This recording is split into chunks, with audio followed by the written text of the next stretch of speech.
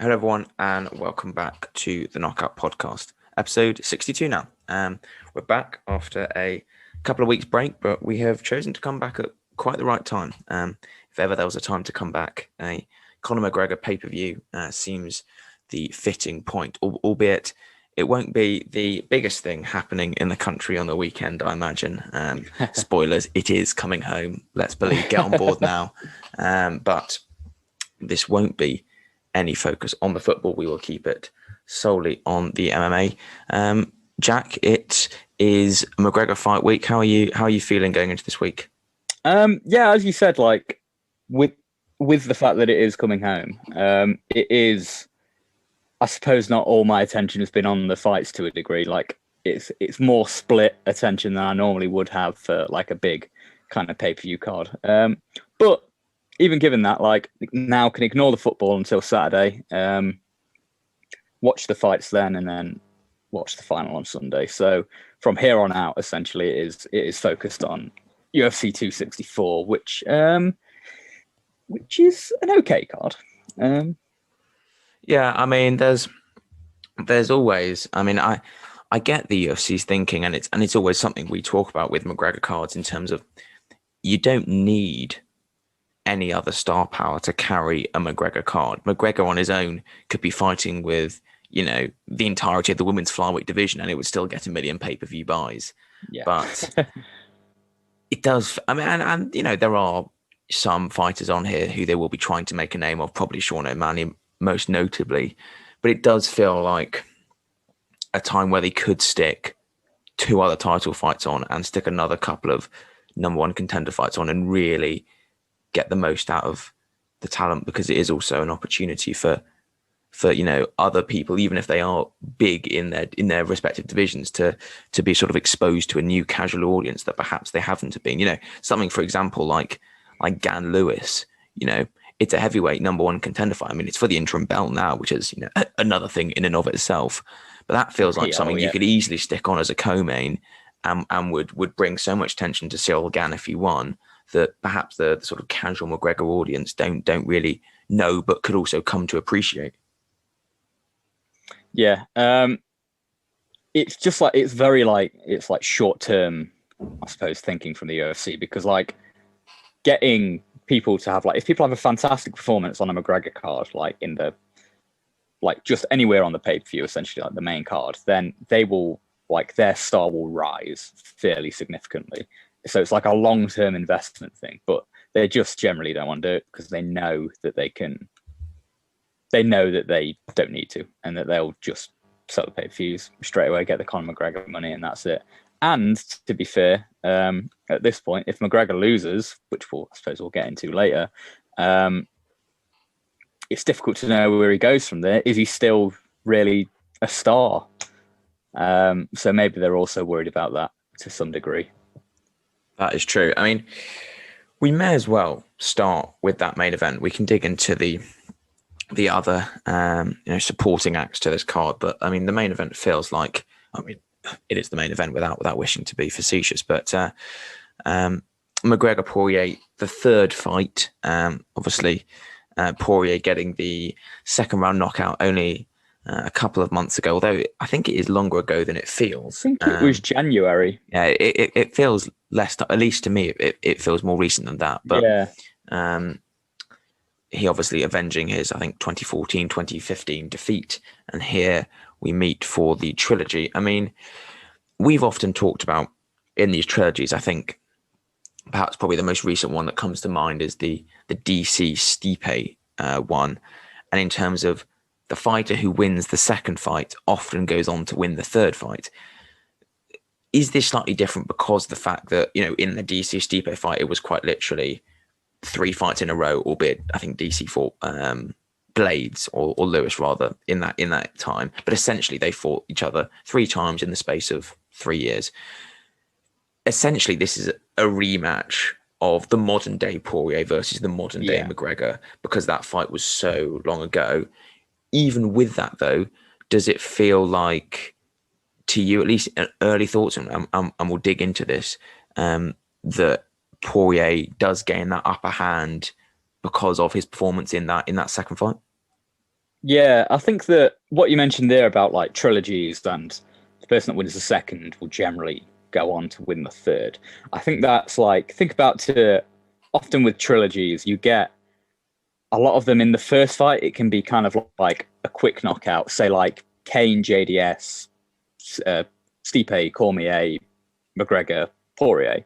It's a quick knockout in the first, but then you go into the second fight and the fighters have like now have a feel for each other. They know like each other's kind of timing, speed, and like they can get a better read on the fight. So generally in that rematch, it will normally be kind of like the better fighter that will come out on top, because it's like there's less room for kind of shocks.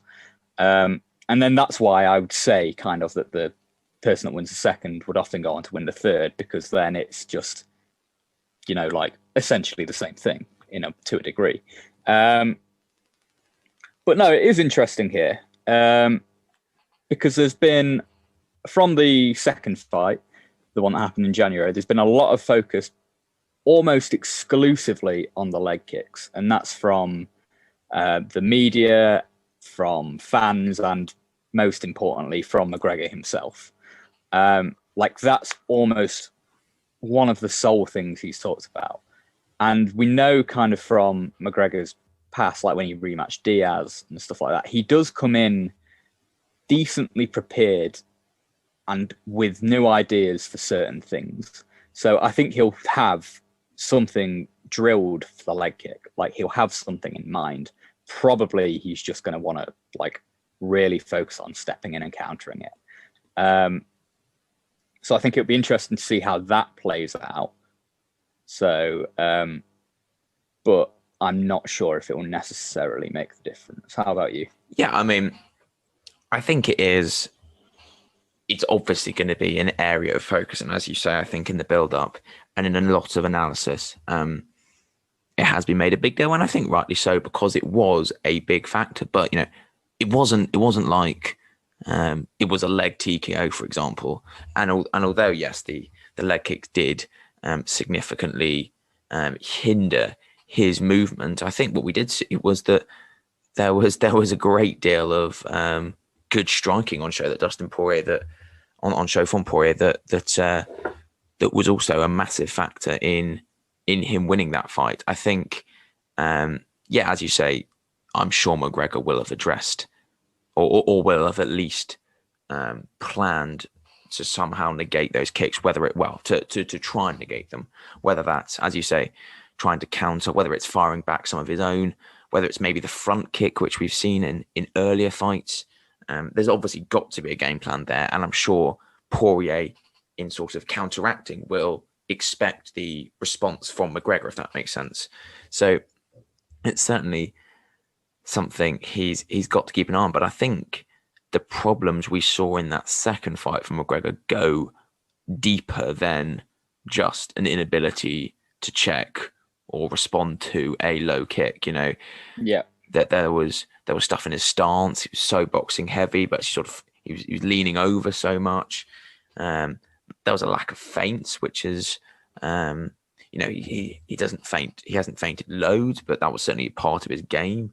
It did look like he went in there with that first fight mentality of, I'll clip him in this first round and he'll drop. And, with the greatest will in the world, the 2014 featherweight Poirier is certainly a different man to the guy that's 7-1 in his last 8 fights up at 155 pounds.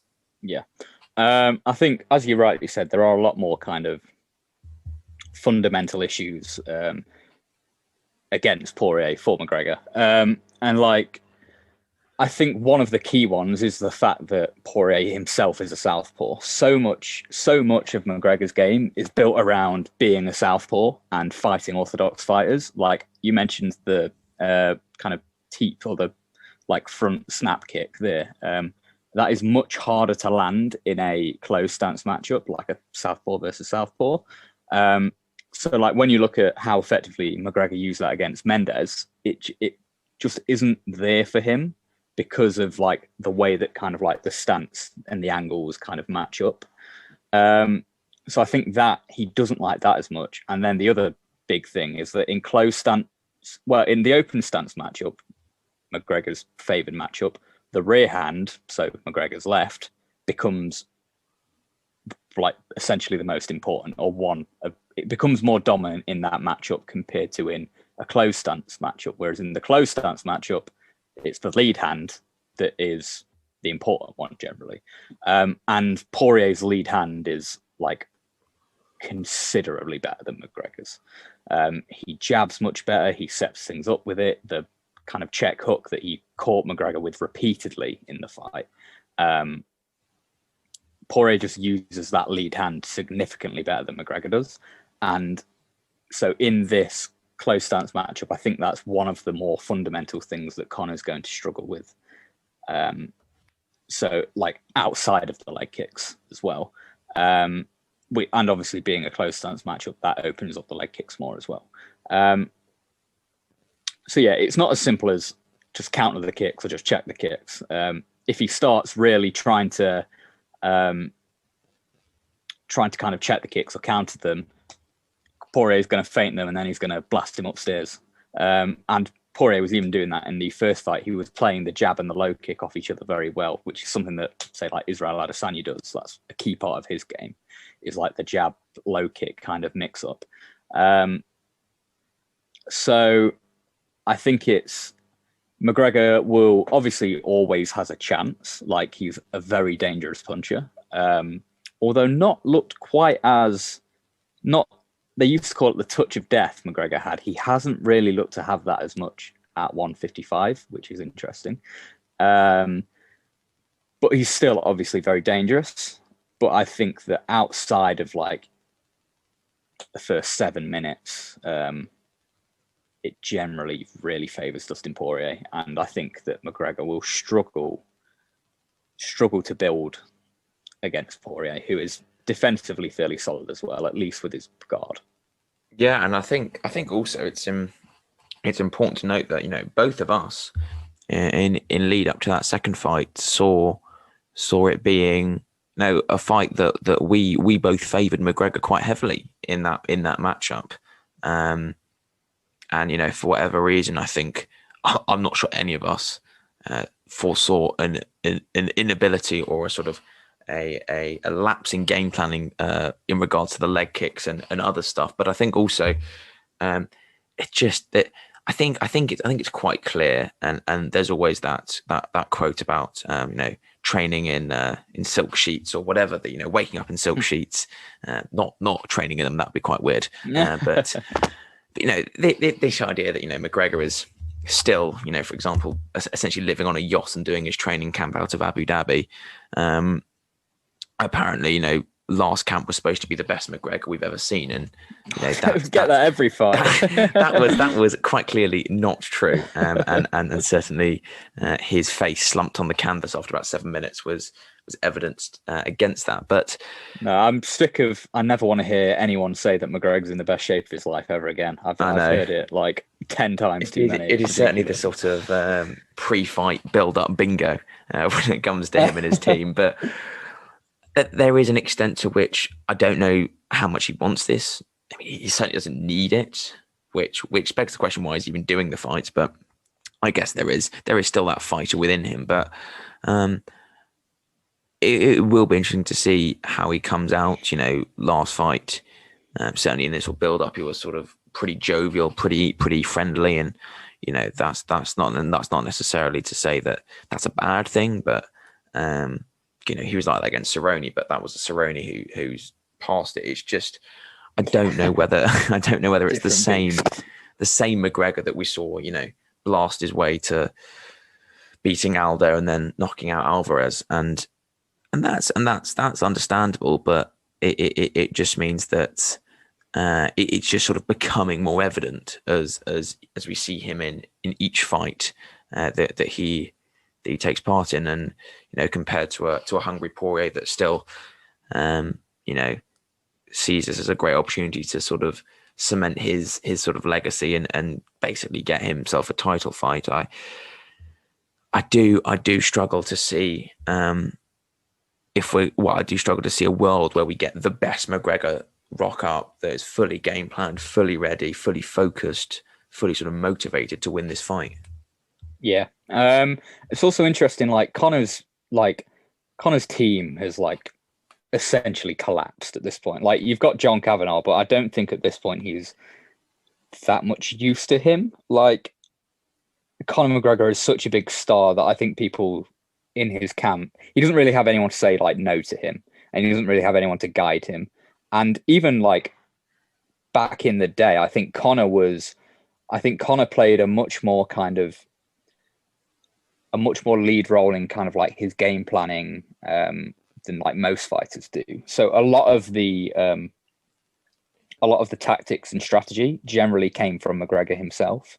And like with his with his head essentially not fully being in it, as we generally kind of think at this point. Like he's got so much else going on. I mean, I saw it. Sorry to interrupt. I saw a picture of him signing autographs on those posters, and I know it's, you know, micro analysis to the nth degree, but yeah, I mean, he was essentially just writing a C on each of the things, couldn't care less, and each signature just got sort of more and more distorted as it went on. You know, perhaps that's just reading into it too much, and to be fair, probably a multimillionaire could probably think of far more things he'd want to do than sign autographs. But yeah, equally, I think it probably points to someone who doesn't really want to go the full yards to secure a victory.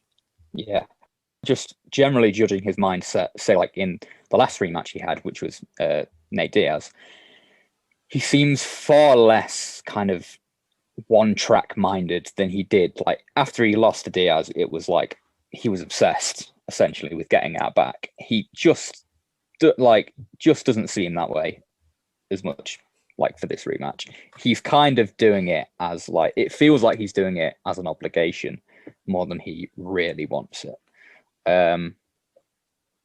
So yeah, that's like kind of mental analysis of McGregor, armchair psychology stuff that that take it or leave it, whatever. Well, it's those intangibles that we really don't know. You know, we talked about it with, you know, Tony Ferguson in terms of, you know, what Tony Ferguson's going to rock up, and you don't really know. Obviously, we've sort of been shown pretty clearly where he's at, but it is those intangibles that we don't know. You know, if a fully focused and driven McGregor comes in, can he beat Dustin Poirier? Absolutely.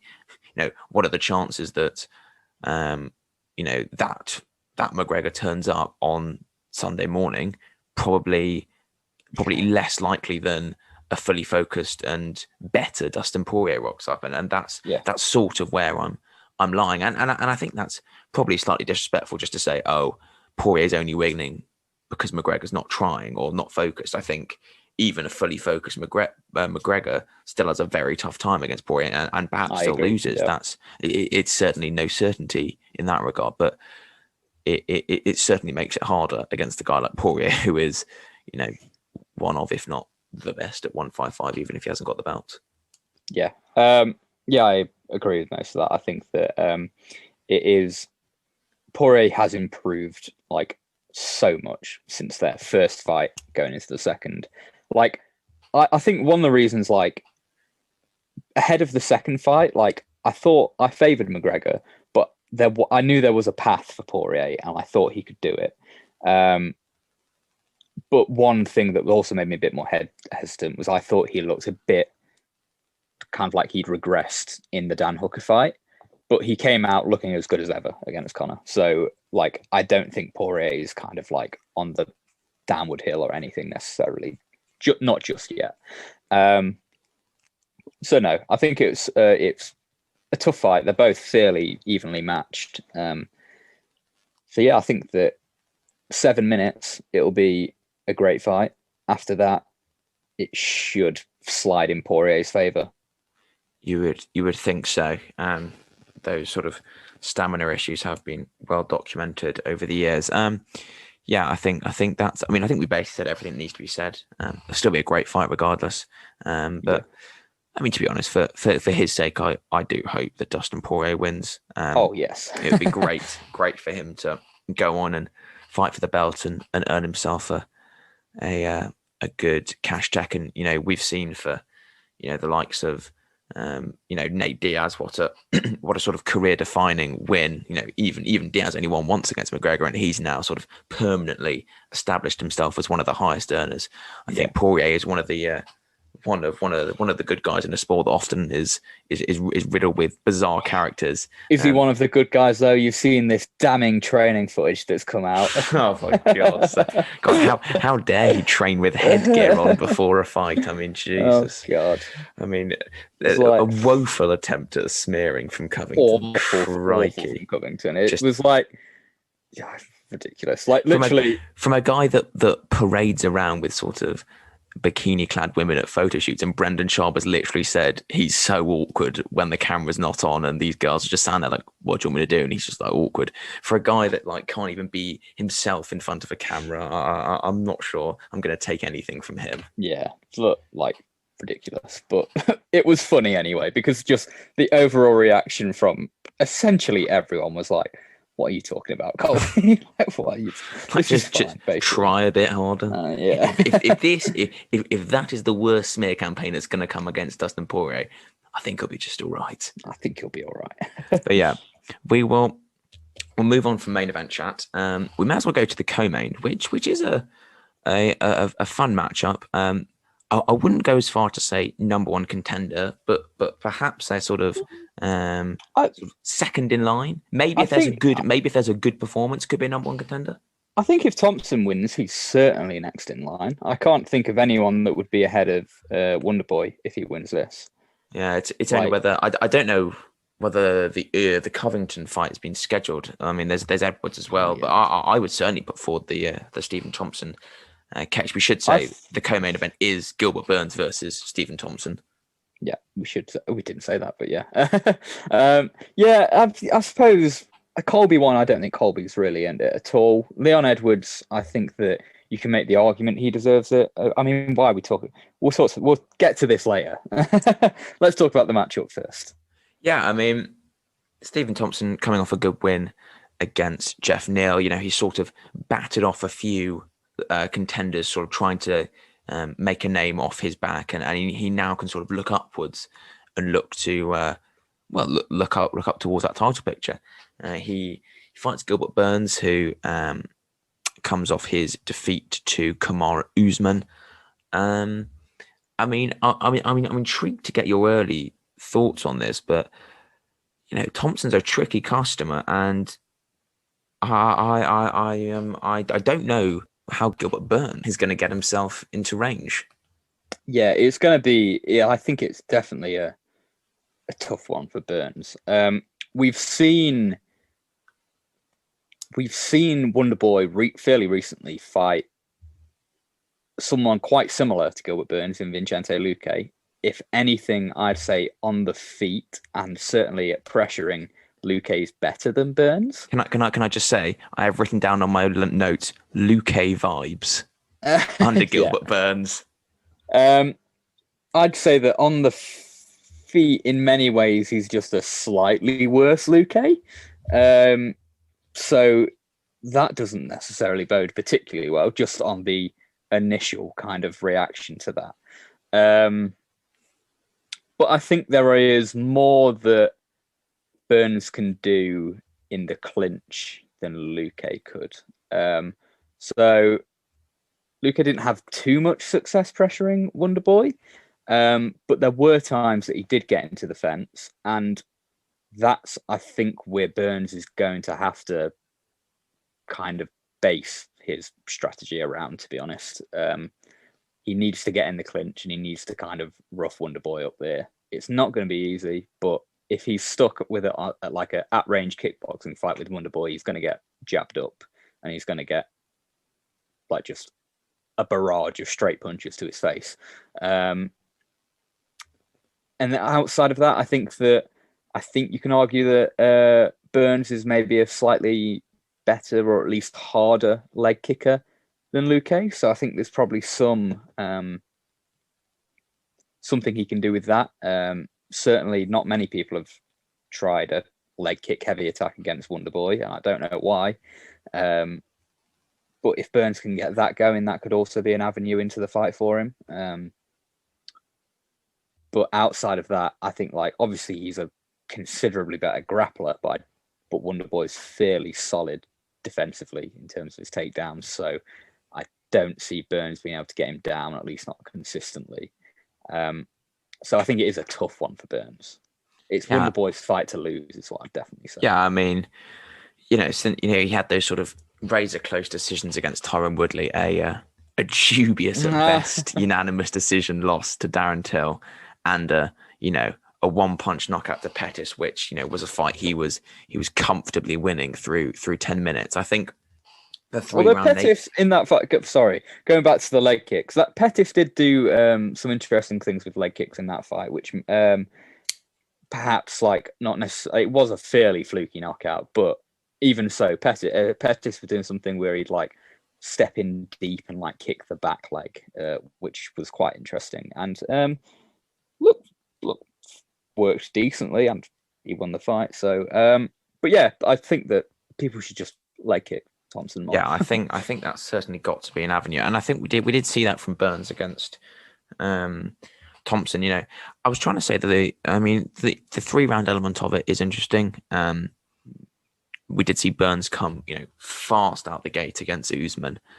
I don't know whether 3 rounds favors Thompson, 3 rounds favors Burns. It's given that it probably favors Burns, honestly. Yeah, I don't know. It'll be interesting. Yeah, maybe it'll be a case of pouring it all out for 15 minutes and seeing if he can get a finish, because I'm not sure I can see him out pointing Thompson unless he gets large periods of domination on the ground. But that is going to be difficult to get. It is a tricky one for him, and I think Thompson is maybe it's his personality that perhaps hasn't got him the fights, but he is someone who I think has been largely overlooked in this sort of welterweight picture, and this, I think, as he will know, represents a cracking opportunity to really stake a claim for a shot, because I think, as you say, there's Covington, there's Edwards. Edwards has got a win over Nate Diaz. Covington has got a win over Tyron Woodley, but I think a Luque Neal Burns run is the best that anyone's got at welterweight in terms of a contender standpoint. So it'll be interesting to see what they'll do. I imagine they would probably go for the Covington one, probably because it sells a bit more. As fair or unfair as that is, but certainly he would place himself in the picture, and I think it's certainly a fight that he will definitely think, as you say, that it is his to lose. So it'll be very interesting. So yeah, picking Wonderboy, but I think it should be a good fight. Like, Wonderboy has on occasion been drawn into quite dull fights, but Burns is very aggressive, and someone that really comes at Wonderboy is how you get a good fight out of him. So I think it should be a good Wonderboy fight. So let's hope so. We're not going to spend too much time with these next few fights, and it'll become pretty obvious why. Tuivasa, Greg Hardy, I've just got written, oof, please don't go past 7 minutes. I think 7 minutes is about the cut-off point that I can deal with. It's past generous. then, and hopefully they get told, chaps, there's a knockout of the night here for one of you. Yeah. And I can sort of see why these two have been placed on a Poirier-McGregor card, because it is hopefully just going to be like a stand-up swing fest. But if it gets past 7 minutes, I'm worried. We don't want sort of like a Kimbo Slice versus was it Dado? Dada 2000. Yeah, 5,000. we don't want anything like that. No. Heavyweights are always a risk in that regard. They should just start making heavyweight fights one round. You know what? I'll get behind that. Not a bad idea. But no, I think this is actually kind of depressingly like closer than I'd like it to be. Like, Tuivasa kind of vastly out experiences Hardy, but I think that Hardy, at least early on, can trouble him. So we'll see. I'm hoping Tuivasa knocks him out, but short and sweet is the name of the game with this fight, hopefully. Aldana Kunitskaya and Sean O'Malley, Chris Moutinho close out the main card. I mean, The O'Malley one's a bit of a shame. Was supposed to be Louis Smolka, but it's now Chris Moutinho, who's I think 9-4. So that feels, late replacement. What can you do? Bit of a layer. Kind of a warm body in there. Sean O'Malley, Foch from spin kicks, get a good knockout. They wanted him on the card no matter what. Give him literally anyone. Aldana Kunitskaya, feels like 15 minutes split decision City. But we will see. Looking elsewhere on the card, prelims and early prelims. I mean, one thing I picked out is if you wanted the forever, which I feel like we do very often, the update on the women's flyweight division. Jennifer Maia, Jessica Ai, who have been very recent contenders for the belt, are on the early prelims. Also, bizarre that Liz Carmouche fought for the title in 2019, which I remembered having looked up. Oh yeah, I can't. Which when I looked up Jessica Ai's last fights, bizarre. So barring that, what on the prelims or early prelims is taking your fancy? Amari Akhmedov, I had to read that closely. Brad Tavares, that's on the early prelims, but I think that's a decent middleweight fight. So kind of have an eye on that. It's like not going to be fight of the night. I'm not predicting that, but it should be decent. Better than a lot of stuff. But then the next obvious one, which I think should be either it'll be good either way. But I'm hoping that Ryan Hall versus Ilia Topuria should be a really fun fight. And I'm thinking hopefully a bit of a showcase for Topuria because I think he looks fantastic. Interesting. Because I Ryan Hall's obviously a weird one in terms of he's got this sort of bizarre BJJ style and essentially cannot get a fight for love nor money. I mean, his last 3 fights are Gray Maynard, BJ Penn, and Darren Elkins. Hasn't fought since 2019. Two of those have retired, and Elkins has sort of lost to Nate Landwehr, which essentially says it all. He's obviously a tricky, unconventional customer, and whilst I certainly would agree that Topuria is a pretty nice, interesting guy coming up. I mean, good win over Yusuf Salal. If I remember, some good body shots against Damon Jackson. I wonder whether this could be, and probably won't be a coming out party because it's sandwiched in the prelims and it is still Ryan Hall. I almost was leaning the other way in terms of could it be Ryan Hall finally getting that win that maybe sort of gets his career going again. Yeah, I mean, either way, like it'll be a decent it'll be a good win. The best win, I'd say, for either guy, essentially. Like no one else would have as good a win on their record. But the reason I think I favour Topuria is that Hall's style works a lot based on the fact that people are very scared of him. And obviously, like, fairly rightfully so. He's a very good grappler. But they give him so much range and are so terrified to engage in, like, anything approaching close range that he just lets people just let him kind of throw slappy, stupid kicks at them, and like they can't really, and they're too scared to kind of push past that and do anything because of the grappling threat. But I think from what I've seen of Topuria, he's very aggressive. He's a very competent grappler himself. I think he's a black belt and he's still very young. So I think that if he is smart about it, he should be able to disengage with enough frequency and stay on Hall. And then also, Topuria is a very nice body hitter. So Hall, I think I've seen anyone really try and hit his body, but just my general impression is I don't think he'd like it. And he also ducks down a lot. And people, if someone's throwing body punches at you and you're like looking to dive on a leg, there's a decent chance that you jump onto like what was meant to be a body hook and you get lights out. So I think kind of from that perspective is why I'd favour Topuria in this fight.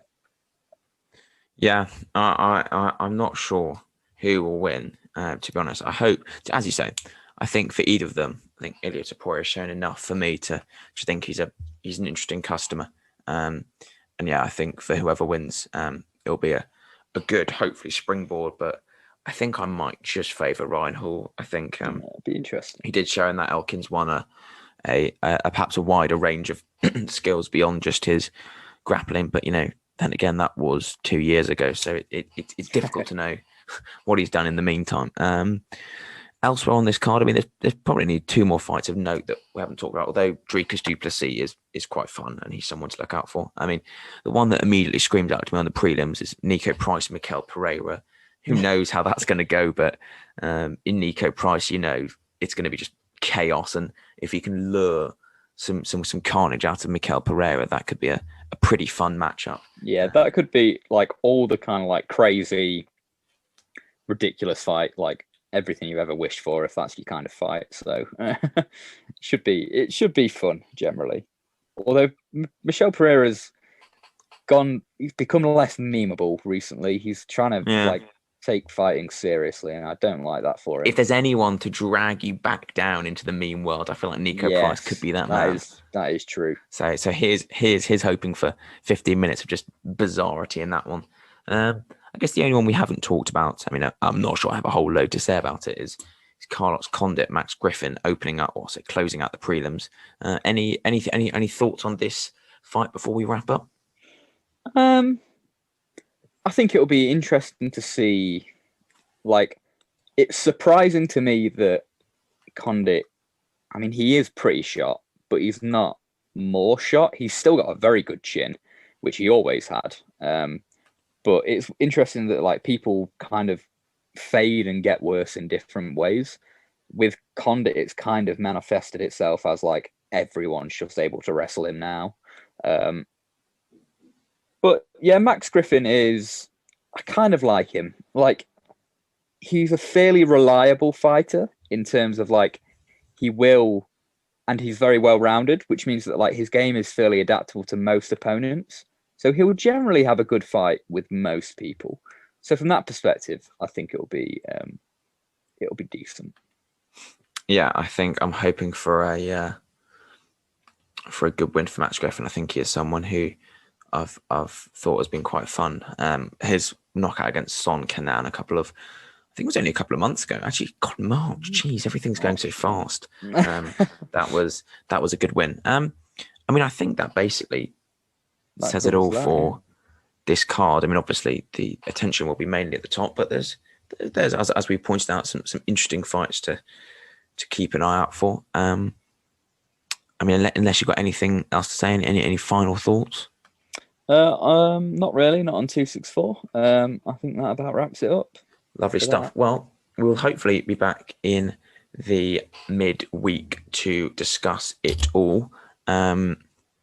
Discuss all the fallout from UFC 264 and to look forward to preview Makhachev, Moises and the card that's on there. Not particularly stacked, although I have seen Jeremy Stevens, Mateus Gamrot, which could be quite interesting. Oh, that's actually really good, actually. I didn't know that. And of course, the return of Misha Tate after all these years, which is, for better or for worse, a thing.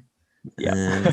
So yeah, we'll be back to discuss all of that, all the fallout from 264, and to look forward to those fights next week. See ya.